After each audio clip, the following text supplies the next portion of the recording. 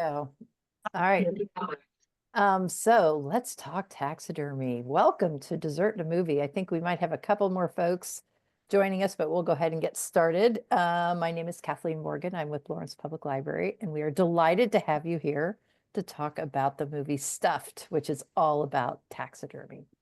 So since this is Dessert and a Movie, I noticed, Jack, you're eating something. Did you bring something for dessert? I didn't, nothing relates to taxidermy, but Thank God. I did make some homemade blueberry yogurt today, Oh. so I'm eating that. That Nice. sounds pretty good. And we had an early dinner and I had it for dessert and I said, oh, it's dessert and a movie. So I get another bowl of it. So, it worked out really well. How about you, Shelley? Did you have anything? I'm having macaron because it's been stuffed with Yeah, something. I'm not even sure what the flavor is very because it was nice. in my freezer and I didn't have it. I don't remember which one it is, but I didn't have any Oreo double stuffed cookies, and that was the only other thing I could think of that would be related. Very impressive. Always good to follow the theme. That's good. So, and I think Richardson's, are you guys eating anything? We have a lot of hidden spouses around here, by the way. No. We're not eating right now. Okay. Yeah, and Herds are not. They're all business because Alex is our special guest. Katie, do you have a dessert? I don't. I did have some stuffed dates though earlier today. Oh, there you go. Again, nice job with the theme. Well, I'm going to introduce Alex Hurd. He's been a good friend for many, many years. He is just a storied writer, both an author as well as a journalist, and currently is working for Searchlight New Mexico. It's a new job that he just started about a month ago. That's like I would call it kind of maybe comparable to the Kansas Reflector. It's a nonprofit newspaper that's kind of an investigative newspaper, and also like they dive deep in terms of explaining complicated issues. Prior to that, oh, go ahead. Do you want to Just comment one on that? difference. The Reflector is more of they're replicating the functions of a daily newspaper. Okay. We don't try to do that. What we do is about one story a week, and we're trying to do major investigations and long form, so that our things are more like magazine writing than Okay. but anyway, it's all part of this whole new nonprofit journalism. And especially in our state, it's important because we have vast news deserts here. Yeah, I could see that. I mean, I guess we do too sometimes. Prior to his current job, Alex was the editor-in-chief of Outside Magazine, where he wrote his taxidermy story that I shared with you all when I sent out the Zoom link. And prior to that, he's written for the New York Times, Washington Post, New Republic. So he's had quite a amazing career in writing. So yeah, so I guess my first question to you, Alex, is how in the world did you get involved in taxidermy? Well, that happened. I get into it obviously in my article, so I won't repeat all that. But basically, it was like I was in Mississippi. I was a child and a teenager in Mississippi. I grew up in a family where hunting and fishing was part of what we did, and especially my oldest brother was and is an excellent outdoor sportsman in a way I never really achieved because I didn't have the same attention span.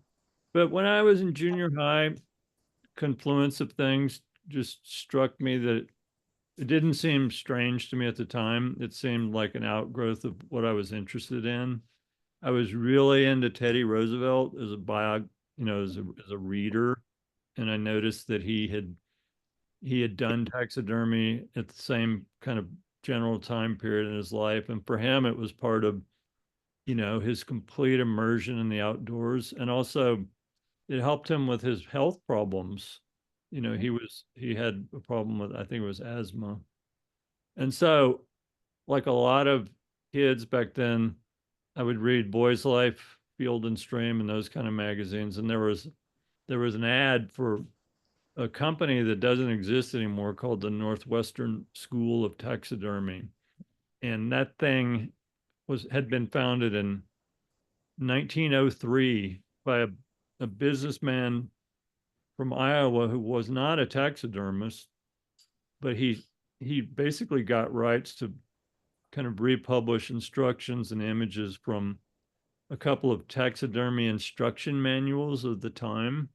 Hmm. And I remember I just ordered them, and I think I was probably 12 when I started trying to do it. I found it incredibly difficult, and I'd say for the first year or so that I attempted it, I just failed. The directions were pretty dated, and it was I tend to have trouble. If you ever look at golf instruction manuals or ski instruction, I'm not especially good at taking things from the page to personal practice and translating, and I think that's a problem many people have. But I finally got to where I could do it, and it's kind of a ridiculous hobby, and I realized that as I got closer to being high school age. But it was kind of fun too, and for me it was important to try and see it through and actually learn how to do it, because I had a very clear tendency of quitting on things when I was a kid. I'd start something, get frustrated because I wasn't getting to be good enough at it. So actually, it was like a lot of things that we all do that you don't necessarily follow into a career. It was good for me just as a form of self-discipline. I was also in high school theater, and the same thing applied. I was never going to be an actor. I didn't have any of the real skills to do that, but it was really fun to get over stage fright and to learn how to memorize a lot of lines and just perform. So I would say the positive side of taking that up as a hobby was that it was good for me as in my development. All right. So, and since we're such a small group, just feel free to jump in with comments or questions. But I guess what was everybody's initial reaction to the film as it portrayed taxidermy? I mean, did you have a preconceived notion of taxidermy and it changed, or was it pretty much what you expected? I mean, what were your thoughts?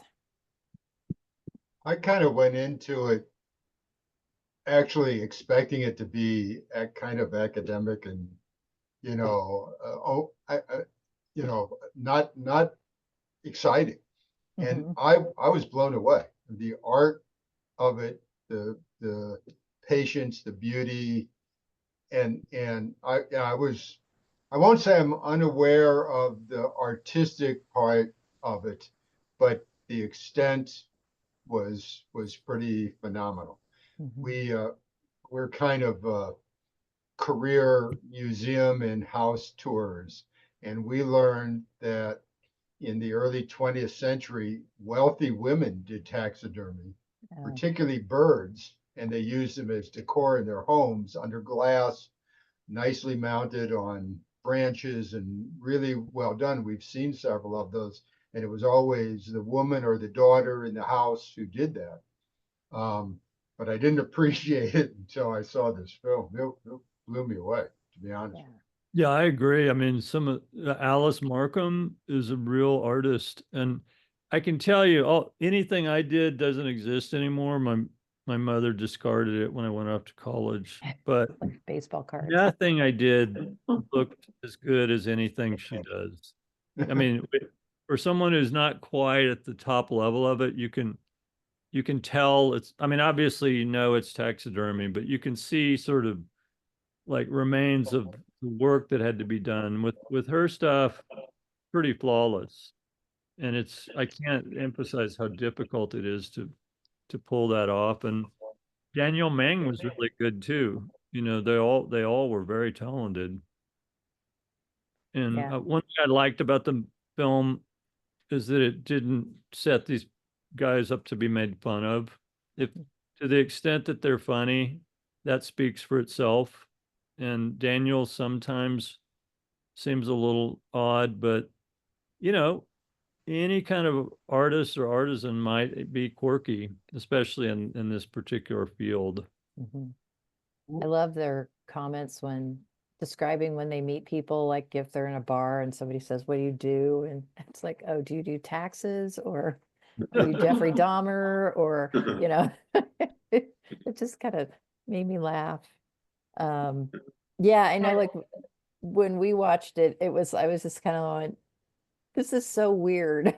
I mean, I totally, by the end of it, was so taken by how difficult it is and how, incredibly detailed you need to be. But I got to say, there are parts of it going, ooh, I don't know if I'm comfortable with this. Yeah, Like I mean, you mentioned that whole line of doing things with animals and that are not what they look like in nature, Yeah. sort of thing. I never have liked that. I think it's silly and kind of disrespectful, but yeah, it's like, what is rogue taxidermy, I guess is what they call it. And yeah, I think it was the respect part. It's like they don't respect the animal. They're like doing a mashup of, like maybe making a possum into a mermaid or something, and that was really weird. You know, I don't know. I had the opposite view. It was Oh, really? interesting because I looked at it like there's photography, realistic art, and there's abstract art, Mhm. and they're all really of value. And that was the abstract art part of it. Oh, And I interesting. appreciated the ability to match up things so they look different, together. And it wasn't anything silly like putting the antlers on the rabbit, silliness that, it was much more artistic to me than that. And I thought well thought out, and I looked at it kind of like Picasso versus the early masters, both tremendously of value. I think where I part part ways on that is that none of that was with something that was alive at one point, and this was something that they did their art with something that had been alive, and kind of, I mean, the ethics of it are always something I struggle. Where's my line? But that one seemed to be on the other side of the line, and I think it was just the lack of respect for what had been alive. Yeah. I appreciate that, but go ahead. I'm sorry. No, I was I've just had gonna say, my say. I have mixed feelings because I have a friend who does taxidermy, and she has used some of the animals that she has used are ones that had been previously taxidermied but have maybe deteriorated over the years, so that parts of them were not usable and they were too far gone to be restored. So she has taken some of those and used parts to create other sort of phantasmagorical creatures. Oh, Yeah. interesting. And so in that sense, it feels like, okay, these are not just being wasted, but on the other hand, I'm sort of in agreement that it seems disrespectful in some way. So it's interesting to hear your views on that. Yeah, it's like upcycling. I made a distinction between a guy who mounts a bear head or a fish for a sportsman and puts it up there, and I'm sure they're very good at it, and does that. And some of the things that was done here, which to me was much more artistic, whether it was a bird being a bird or a bird being half bird and half fish or something like that, it was the art of it. And Yeah. I lost the disrespect feeling as soon as they explained, they're not killing animals to do this. Yeah. They're not, it's not just. I understand what you're saying about the respect for the animal, but that wasn't the point of much of their taxidermy. It was. No, I get it. beautiful I they could just make. I was just but drawing. I no. drew a line in a different place is all. That's it. Yeah, I get it. Yeah. I see your point. I guess I just went for the art of it, and that Yeah. really, I think, because that was the most surprising part of it to me. In fact, the question I was going to ask is, does a guy who mounts a deer head for your wall, is he in the same category in the sense of how well he does this? Or is there a different level of taxidermy among these people that were in the movie? Oh, I think it varies. I mean, the typical commercial taxidermist working for sportsmen, Yeah. they're very good, but there's some of them are better than others.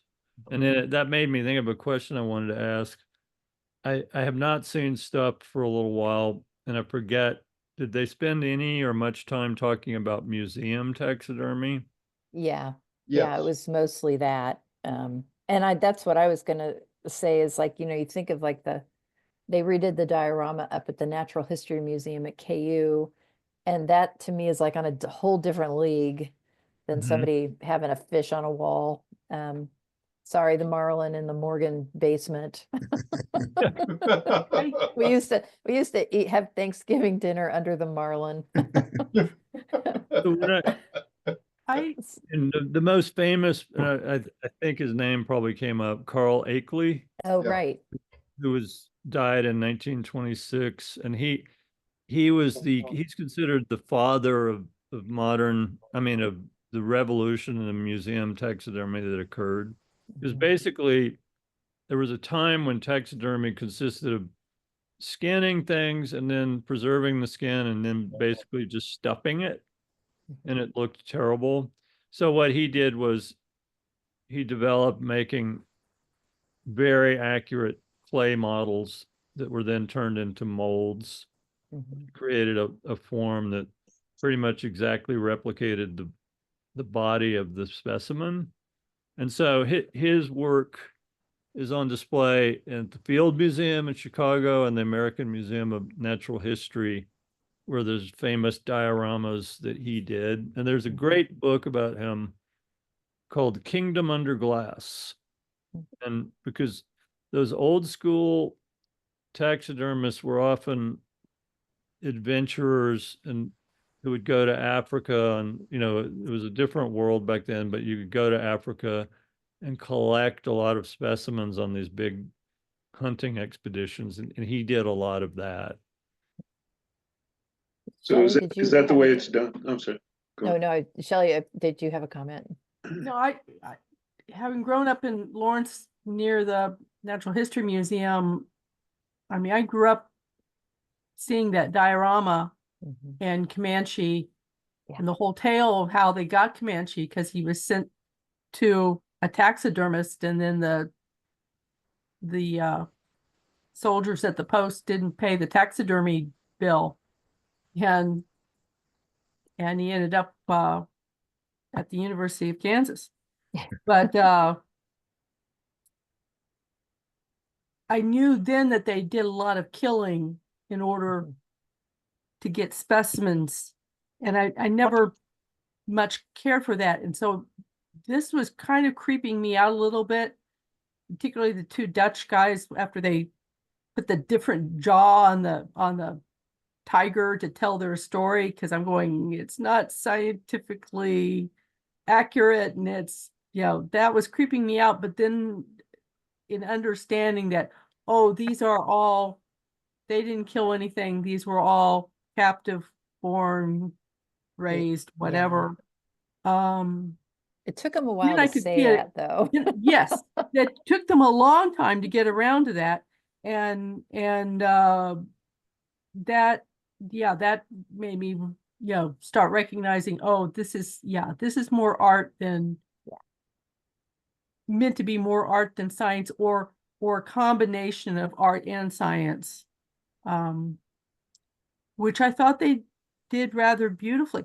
My big question is, they have these fabulous best in world competitions.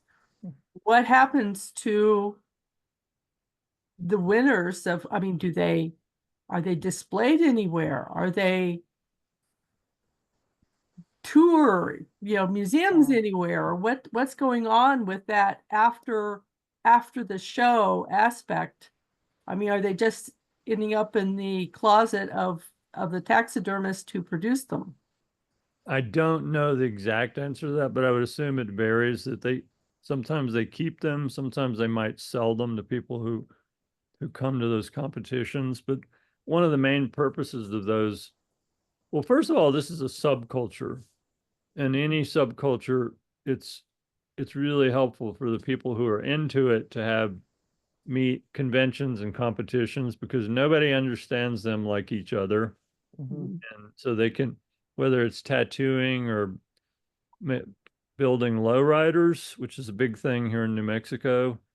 I think it's really fun to get together with people who share the interests. And I think if you're a professional taxidermy, it's a big marketing tool. Like if you win those competitions, people hear about it and they seek you out. There's a different taxidermy documentary called Big Fur, Mhm. which was made by some people from your area. And it features a guy who, I think his name's Ken Walker, who's won a lot of competitions, and he's based in Canada. And people come to him from all over the place wanting him to do work for them. So it's good for his business, basically. Scott Richardson, did you have a comment? Sorry. I was kinda- just gonna ask Alex, the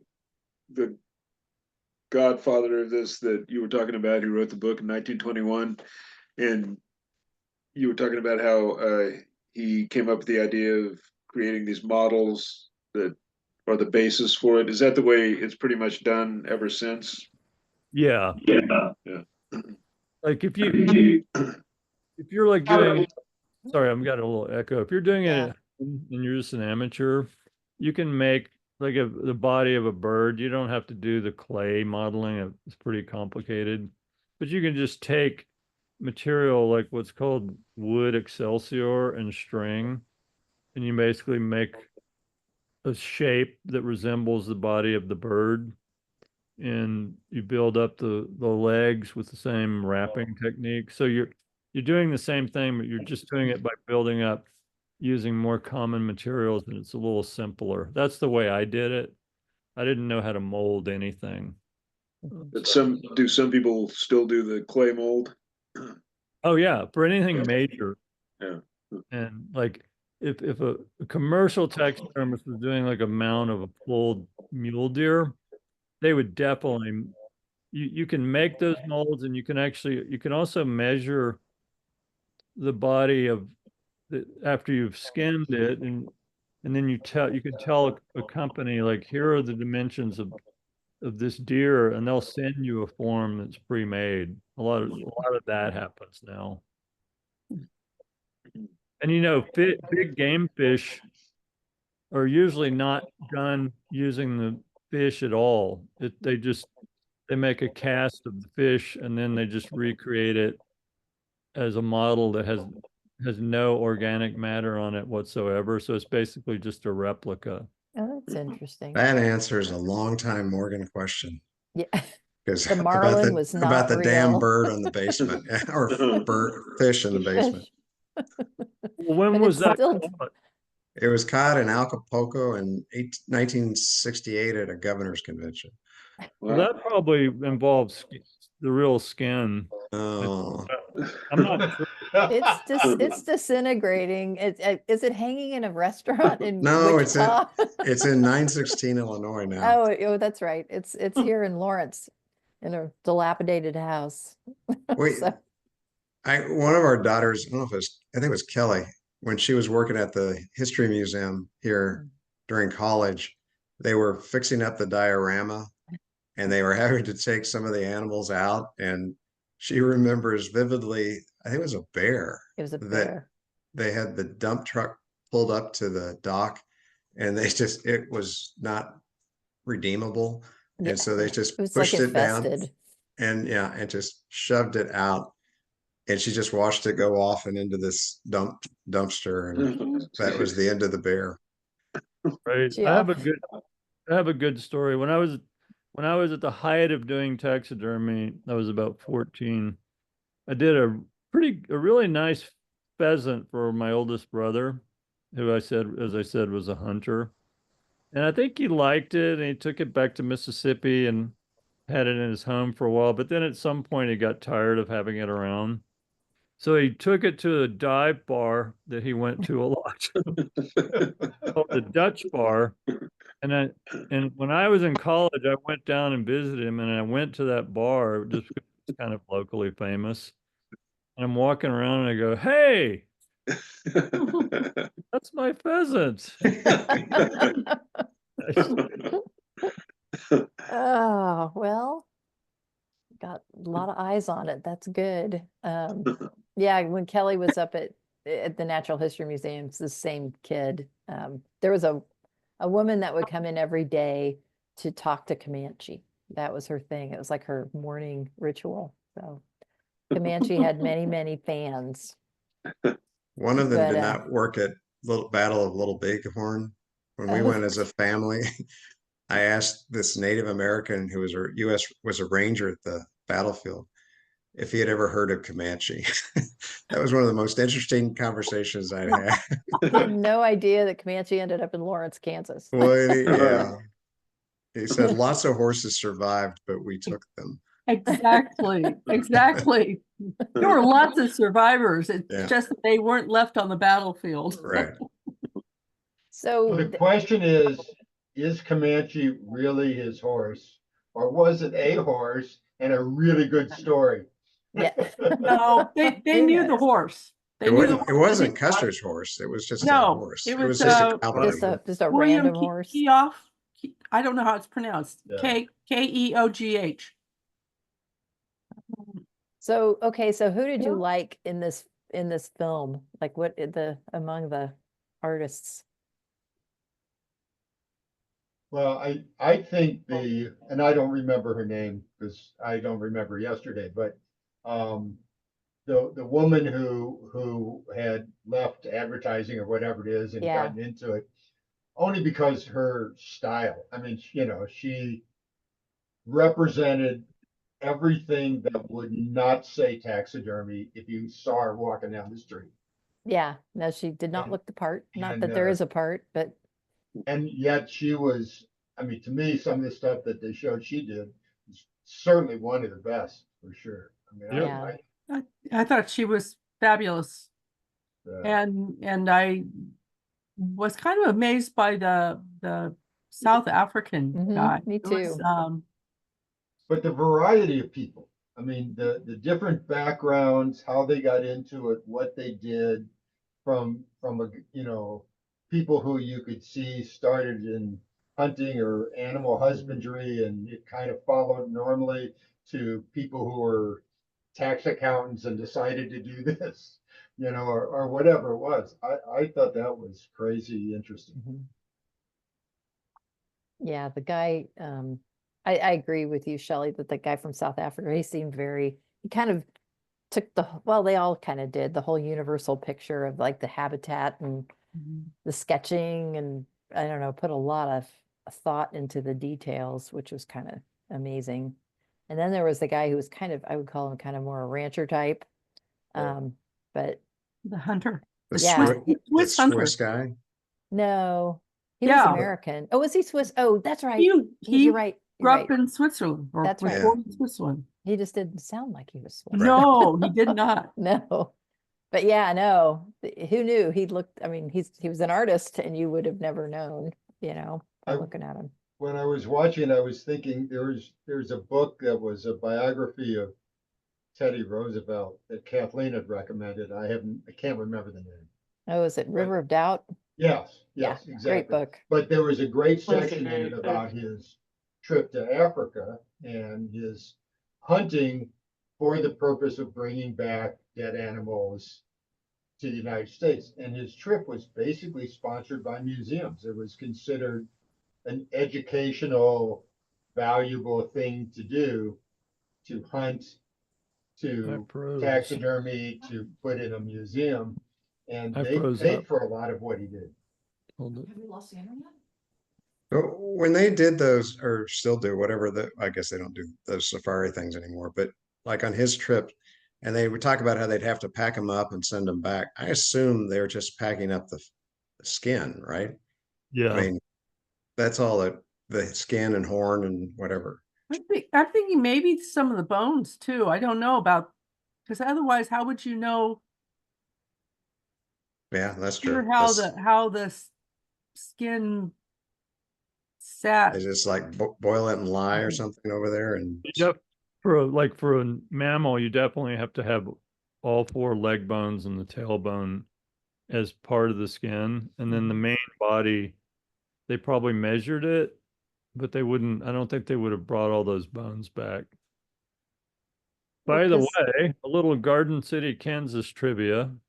We, one of the co-founders of Garden City was one of those guys. He was a buffalo hunter who regretted what he understood the slaughter and what he had done, and he changed his ways, but he would go on adventures to Africa that, as usual, were partly about collecting specimens.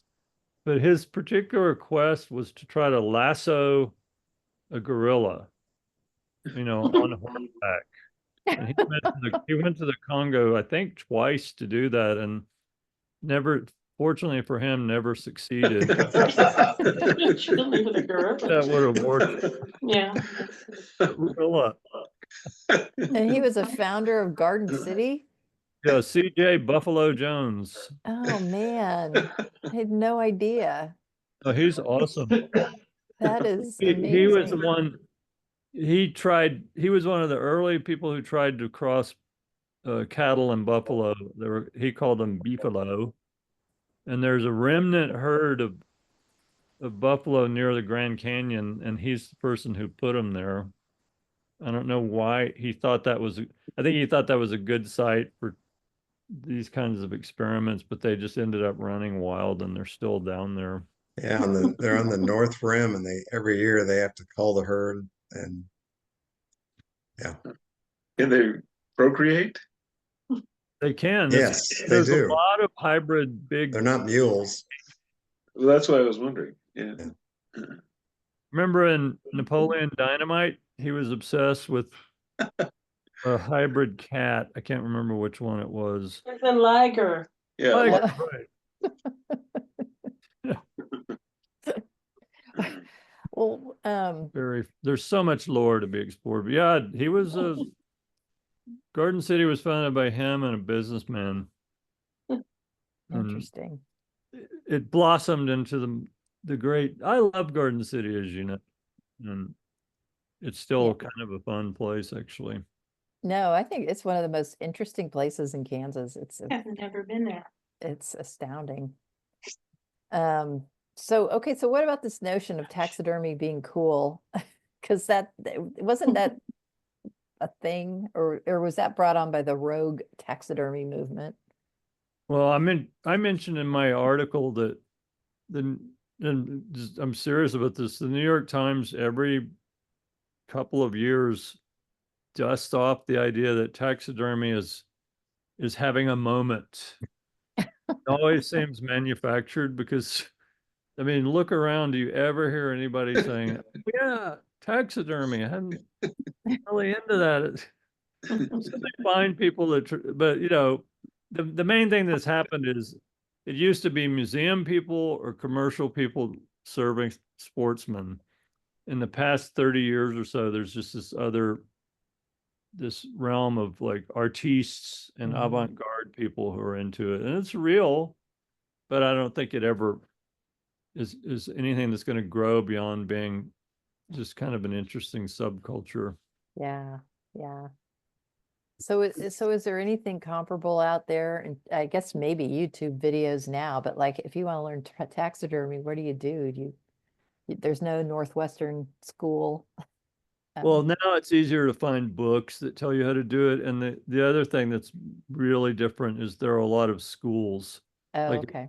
If I were 20 years old and I wanted to be a taxidermist, I could enroll in a school in Montana, Mhm. be there a month, and I'd learn everything I needed to know to, assuming I had the ability to be any good. So it's like going to a short junior college program, and it's not accredited by anybody, but that doesn't really matter. So Yeah. that wasn't possible that I knew of when I was a kid, but it's definitely out there now. Yeah, no, oh, go ahead. I have a question if this counts as taxidermy. I read a story today in the London Times about zoos in China, and the one that they used as a hook was this aquarium had opened to great fanfare and had a particular kind of shark, which you're not supposed to have in aquariums. And so people paid all this money to go to them, and didn't take them long to find out figure out that the shark, and they had pictures, movies of it, it's a robot.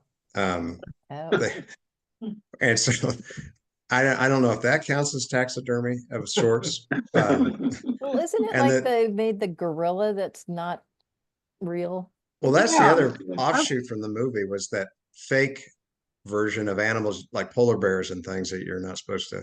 Yeah.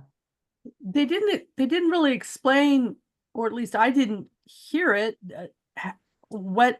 since you couldn't use any of the natural part of the animal, what were they using instead? I mean, is that the, you know, fake fur from Joann's or Yeah. something? What do Leah, are what do you there? Where do you get this Yes. stuff? The Scott Richardson's wife, Leah, is hiding, and she There. works at Joann's Fabric. So maybe you could tell us. Do you sell fake fur? What? Do you sell fake fur? Yeah, of course. There you go. Now you Lots know where and to lots go. of it. Well, Okay. Alex, didn't you say that Big Fur movie was about like a synthetic taxidermy project of Bigfoot? Yeah, it's a guy trying to make what he thinks Bigfoot would look like if he had a specimen. And so he obviously didn't have anything real. And so he used pelts, hides and hair from that species of shaggy cattle they have in the UK. Yeah. Can't- Or So that was what not, he not used. Angus, the Scottish ones. Yeah, that's right. So that's what he used. So I would call that model making rather than taxidermy, because it's just like making a model of a car, but you're not you're using simulated parts to make it. Anyway, that's just how I look at it. And what did he use for the head? He made a form.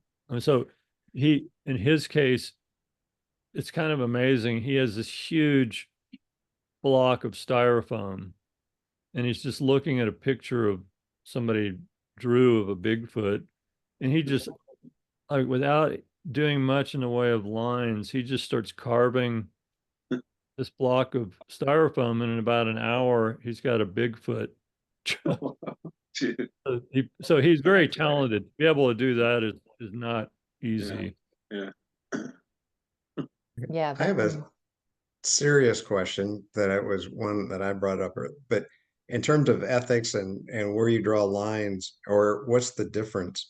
There was a touring exhibit a few years ago out of China of humans, that he would take humans and put them in different shapes, and it was sort of to celebrate the human body or whatever. And that bothered me a whole lot, but it's just, but that's a form of it, isn't it? Yeah. Now, did they use human skin, or did they use? Mostly they weren't with skin, weren't they? Mostly No, muscular. yeah, you could. They were like clear. Like They- anatomy kind of They things. were, Wow. they were real people who were deceased. We saw that Weren't in they a in couple like, different cities at Yeah. different times. Yeah, we We saw saw it in that. Chicago. weren't That's right, they in yeah. like We saw it in plexiglass Denver. kind of They were dead. body parts in plexiglass?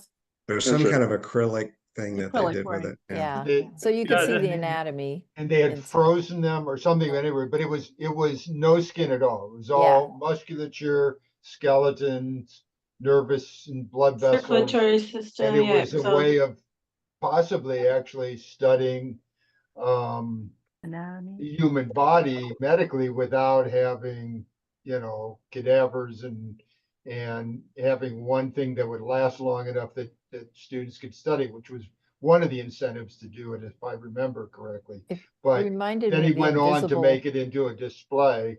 And, it was interesting to me because they showed like the heart of a athlete versus the heart of a normal person And and lungs of a smoker. different things like that. I found it pretty interesting, but it was very, very controversial Mhm. everywhere we I didn't saw know it. that.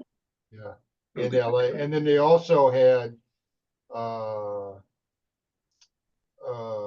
maternity and a baby situation, which was in a separate area you could Mhm. choose to see or not see, which was also highly controversial. Yeah, did they Yeah. say whether the people volunteered to be displayed in that way? From what I understand, they like literally dug him out of a graveyard. Well, I Is don't what- remember. Yeah, that was part of the controversy, and yeah, and they it was just sort these of, kind of, Chinese peasant I would have I- trouble. type seeing- folks.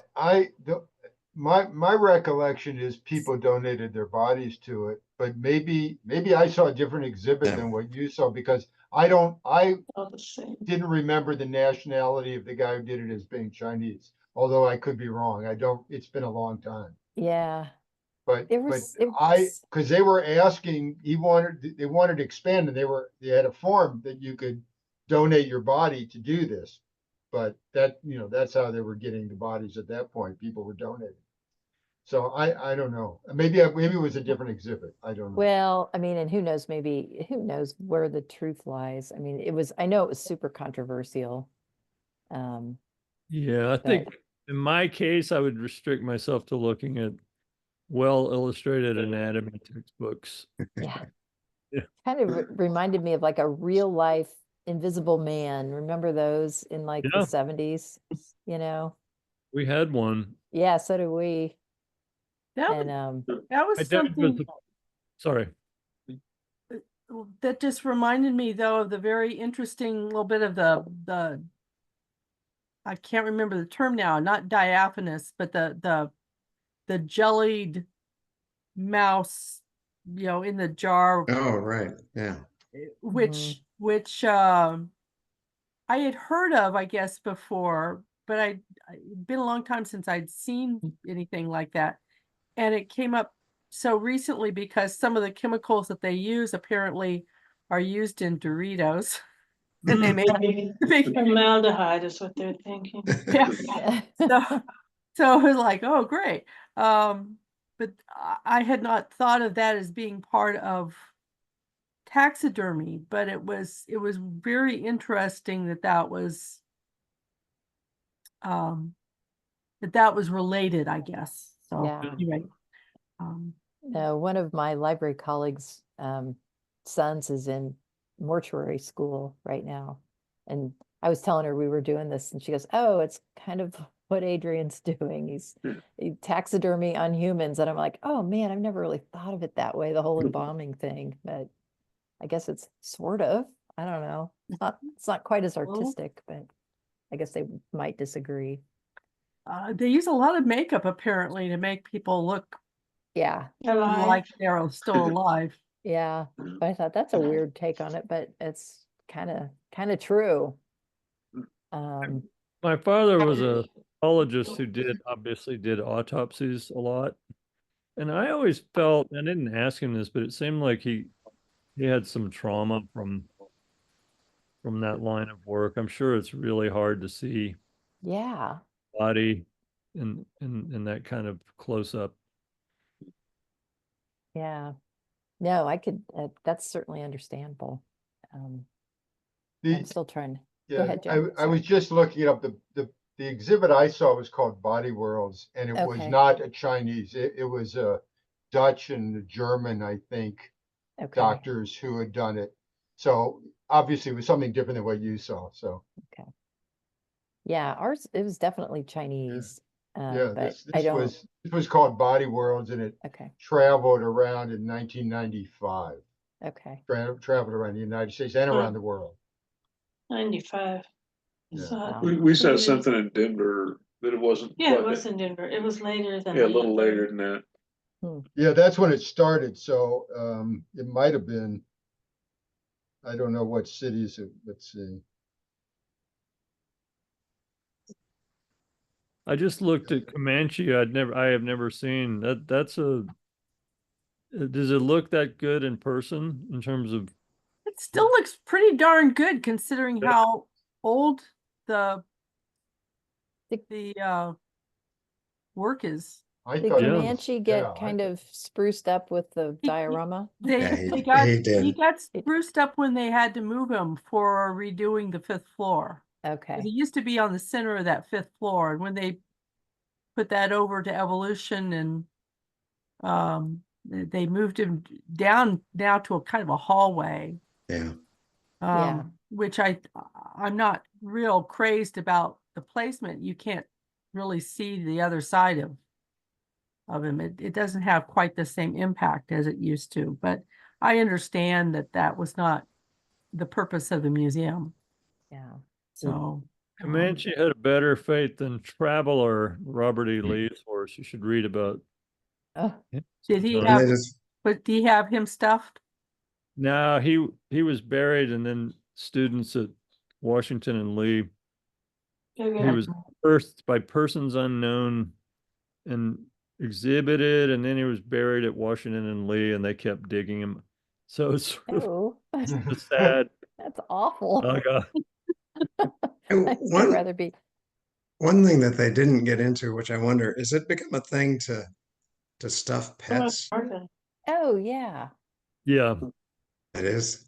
do that. I mean, not a lot. There, you can get online and Mm. look up, I think it's called Cat Taxidermy Fails, Fails. Ooh. And trigger warning, it's pretty spooky. That sounds horrible. Well, Barbara Streisand has cloned a bunch of her dogs where so she has exact copies of her dogs, her beloved dogs. So I guess she doesn't taxidermy them, she just recreates them. Um, There's a famous, well, maybe infamous, very good polo player who has done that with his polo pony. oh, really? Now Okay. has a herd of the same horse that and like 30 or 40 clones of this horse. Now, did they procreate? No, they're clones. Well, Yeah, so wouldn't clones think can't do that. It'd be the can't- same. I don't Yeah. I don't know if these allowed any of them to procreate because he feels like he has an edge by having this superior horse, and many of them because you use several of them in the same game. And I'm getting off topic because Well, of we have a clones. superior corgi, so, but I'm still not gonna clone her. She's a perfect dog, but Is. yes. Oh goodness. Well, so we always do like a rating of our movies, like from 1 to 5, 1 being terrible and 5 being like the best ever. So what's your personal rating? You can hold up your hands. And so, I didn't see this movie. all right. Ooh, it looks like 4s are pretty consistent. Yeah, So- It was well done. It was well done. And I'd like to make a note of, I felt like so many things were coming together for retroactive in that, okay, we've done all the behind the scenes stuff at the Natural History Museum, and then we were at the Big Cat Conservatory thing where there was at least one stuffed big cat, and then this movie kind of showing where some of the exhibits are created or possibly created. So it was an interesting conjunction of. You know, it was all part of a grand plan. I know. I wish I know could you- say that you it was planned this out that so- way. So long ago, but we're going to get to this point. It's No. interesting with the Natural History Museum because their collections, I believe, and I missed one of them, are all preserved. None of them are taxidermy. They're live animals preserved, well, I didn't see the bird, so I don't know if there's any exception, but my guess is no. I guess Yeah. they're The- all preserved in a way. The that birds the are whole animal- essentially skins, but that's the same thing that the woman was doing from the the collection from the more labs or whatever for the Huntington Library, Right. they were taking the ones that had simply been collected long ago, and now Because the fish and the reptiles were Taxidermy. basically dumped in formaldehyde, so to speak, Mhm. and right. served, and that was it. They were, every part of them was still there. Yeah, I actually went to the Natural History Museum website, wondering if they have like a staff taxidermist, but they don't, so that I could find. Yeah, sure there's I somebody don't that- think they actually do taxidermy. I think, like they said, the birds are Yeah, the skins, but everything else is its entire part. And the only thing they lose with the things that are in whatever liquids they use, alcohol mainly, mhm, which they distill themselves, by the way, yeah, is their color, which they'll frequently lose. yeah. So they have photographs of that, and the rest is, you get the whole anatomy for study. Well, fun So it's fact, a whole different thing than the taxidermy side. that diorama up at KU at the museum, again, our oldest daughter worked up there for her time that she was at KU. But apparently when each staff person leaves, they get to go into the diorama and there's a cave in there and everybody etches their initials on the walls of the cave. So when they went to renovate, they made sure that that did not get like changed. It's kind of like the legacy of all the student workers who have worked at the Natural History Museum. So I'm thinking that there have been times where they did have some, maybe they were aficionados rather than, it wasn't their express job, but they've had people who had some interest in taxidermy. I know that a friend of mine who worked there was really interested in tanning, skinning. He'd skin roadkill and tan the skins and stuff like that. I don't know that he did any actual taxidermy of them, but he was preserving skins. And there was a period when I was working there, and they had a buffalo pelt in the refrigerator freezer or whatever. So I go in to get, like frozen mouse or rat or something, and try to keep the pelt from falling out of the stand-up freezer. So they had some weird stuff, but I don't know exactly where it all went to, if it was just for the tanning or if some of it was taxidermy. Don't know. yeah. No, they have lots of drawers of all sorts of things. Dead animals, birds lined up, whole thing. Well, any other comments for the good of the? I thought, I don't know, I found it really interesting. It was definitely a unique movie and a topic that we haven't covered in the series. So thank you for all playing along. Very cool. Very cool. Yeah. Well, I'm glad you had that reaction, because as I was watching it going, oh man, different people might have different perspectives on this, but I'm glad you saw the art piece in this,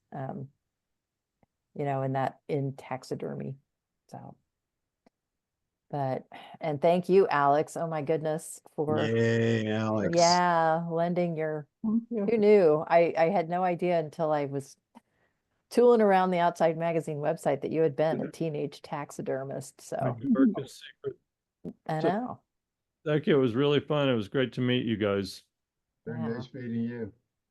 And our next Dessert in a Movie is on November 13th, and we're going to watch the movie Delicious, which is a French movie about the very first restaurant ever in the world. So, Ooh, and our special guest will be Paige Vandergriff, I think is her name. She's a chef who worked and taught cooking classes at the Merck and now has her own private chef business. So I think Laurel has cooked that one up, and so put that on your RRR. calendar. I know. But yeah, I think that'll be a fun one too. And then in December, we're gonna have, since Christmas and Hanukkah are all on the same day, Hanukkah starts on Christmas this year. There's a movie on Canopy called A Very Jewish Christmas, and it's all about how most of the popular Christmas songs were written by Jewish composers. Mhm. It's fun. It's just sort There of, weren't any other composers. I No know. choice. Irving Berlin rules. Yeah. exactly. So it's very clever. It's all set in a Chinese restaurant. Perfect, So, perfect. yeah, I think it'll be a fun one. So, Good. all right. Well, thank you all so much. And thank you again, Alex. And Thanks, Alex. It was great. Thank you. you. Thank And you. Susan wants to say goodbye to you guys, Kathleen. And okay. stuff. Yeah, we can stay on. So, All right. Anyway. We'll get out of your way so you can say goodbyes. okay. Take care. Thanks for joining us, guys. Thank you.